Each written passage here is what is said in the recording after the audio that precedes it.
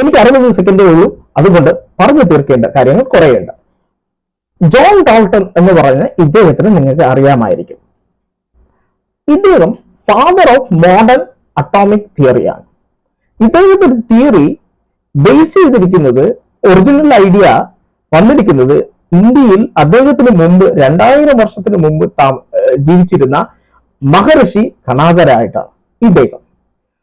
എന്നാൽ ജോൺ ഡാൾട്ടന്റെ പേര് എല്ലാവർക്കും അറിയാം, മഹർഷി കണാദരുടെ പേര് ആർക്കും അറിയില്ല. ഇദ്ദേഹം പ്രപ്പോസ് ചെയ്ത ഐഡിയ എന്ന് പറഞ്ഞാൽ matter comprises small indivisible particle called പരമാണു, അണു ഓർ ആറ്റം.